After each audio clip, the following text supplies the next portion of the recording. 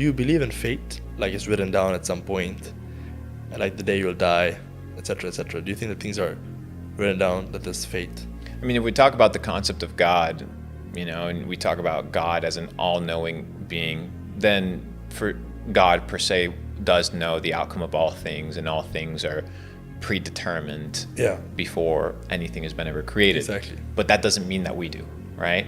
Yeah. So at a personal level, I think that we are the captains of our ship. We are the captains of our soul, and that we have decision-making power over our actions. Today, you could choose to go and study or get educated or work on your physique or work on self-development, or you could choose to go party, fuck around, do drugs. That's your choice, right? God isn't going to tell you here, that, this, and this. You choose. You have the choice. You have the freedom, and you have the freedom and the willpower to decide how you want to live, but you have to live with the consequences. So I think it's a duality. From a supernatural perspective, yes, I do believe God knows all things and knows how all things will play out, but I still believe in freedom of will and sovereignty to make decisions on a daily basis that do impact your future. What did you say in life? Do you have any people that you say are like our rivals? You find like rivals. Sometimes it's good to have like competition.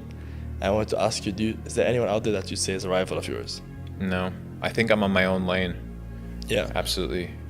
What we're creating, who I'm trying to become, is not based off of competition. It's based off of creation. I think the vision that I have for the world, I think the vision that I have for my community, the vision that I have for myself, cannot be matched by anybody, any person. And it really, I think one of the characters in history that inspired me was Leonardo da Vinci. Leonardo da Vinci was this crazy guy that studied he has this quote that says, "To develop a complete mind, study the science of art, study the art of science, learn how to see, realize that everything connects to everything else." And he was a master of philosophy, a master of mathematics, a master of the science, a master of music, a master of human anatomy, a master of painting. And my entire premise of life is to become the best version of me. I'm not here to compete with anybody. I'm here to create. And I think that allows me to operate out of a place of freedom, because I'm never looking at what somebody else is doing. I'm always looking at how can I improve myself. Because once you have, like we talked about, this concept of self-education, and you know where you want to go in life, then nothing's going to stop you. Most people are directionless, bro. Most people don't know where they're going. They don't know what they want in life, so they have to look at somebody else to guide them. I don't need somebody else to guide me. I know what I want of life. I know what I want from life. I know who I want to be with. I know what I want to become. Am I there yet? Far from it. But once you know where you want to go, all you have to do is follow the daily routines and the steps and the process and the ingredient list, the recipe list to get there.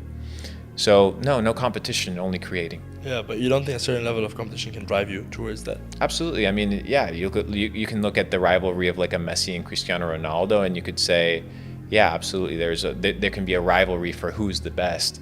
But no, I don't think anybody's in my lane. Nice. What brings you most joy nowadays? I love traveling. Yeah? I love traveling. I love meeting the people in my community. I love seeing lives changed. I love listening to their stories. Today, in fact, I was at a little cafe near the Palm, and it was seven guys from Sri Lanka. And they're like, hey, like we do watch parties whenever a podcast rolls out that you make, and we sit down and we watch it together. And I was like, cool, you know what? Like I used to wait tables like you guys. And I was just like you. I was there. Like I was in the dish pit. I was cleaning the plates and the pans and the forks and the knives, and I was waiting the tables, and I was taking the orders. I see myself in you. I believe in you. Like you got this. And that brings a lot of value, and it makes me realize that what we're doing is really, really good, really, really powerful, really, really meaningful. So being able to travel around the world and find fellow glitches, fellow aspiring entrepreneurs in their journey, and being able to listen to their stories, absolutely love it. What would you say is, like, obviously you're going up in that stage from waiting tables. If you could, I guess that was when you were pretty young, if you could speak to the 19-year-old version of yourself, what's one thing you would say? Find a mentor that has been where you want to go. Does that have to be like an online mentor or real life? Any mentor. Could be someone online? Online, in person. Just find somebody that has something that you want or is something that you want to become, and listen to them. You don't have to pay them. You don't have to pay them $1. You don't have to just listen to them, take their advice. If they have the ability for you to work for them for free, do it. Who's today one of my business partners, Steve Tan. He was initially my mentor in e-commerce. I worked for him for free for a couple months. I just wanted to learn from him. I wanted access to his network. I wanted access to him. But they're not going to pay me. They're not going to pay me. I'm just in the process. They don't need me. I'm in the process of self-development. I'm trying to figure it out. For the people getting started, one is find a mentor. Somebody has gone the path that you want to go and follow them. Two is do not compare yourself to other people that are farther along the journey and assume that you're going to get there overnight. Once again, the killer of joy is comparison. You need to run away from that. And finally, you need to understand that you must be willing to sacrifice who you are today for who you want to become tomorrow. You have to sacrifice who you are today for who you want to become tomorrow. The Bible, there's a verse in the Bible that says, when I became a man, I put away childish things. You can't become the best version of yourself unless you're willing to neglect who you are today. The bad habits, the bad friendships, the bad relationships, the bad ideas, the bad mindset. Because if you want to become a millionaire, if you want to become a person that's successful, if you want to develop a better physique, it will require sacrifice. And if you want to get to the next level, it'll cost you. There is a price to success. It hurts. Like you've had to neglect friends. Yeah. You've had to neglect certain comments from family members. Yeah. You've had to work overnight for years and years, and nobody's going to see that. Yeah. Nobody, but that's the price. And you will either live the price with two aspects, because you're going to pay the price regardless of life. You will pay the price of discipline and hard work, or you will pay the price of regret. And the last thing I want to live is a life of regret. When I'm sitting on my deathbed by myself, my girl won't be there, you won't be there, it'll just be me, myself, and I will have to live and deal with the consequences and the pain of, did I pursue my fullest potential, or did I settle for average and mediocre because I wasn't able to sacrifice the current version of myself for who I was able to become? They say life is a buffet. You can have anything you want as long as you're willing to pay for it.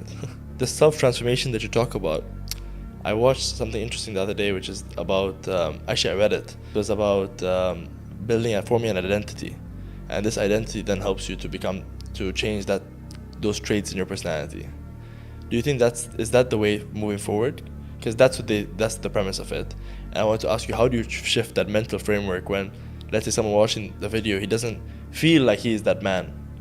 How does he shift mentally to feel that he is that man, that he is that important person, so that he can start acting like it?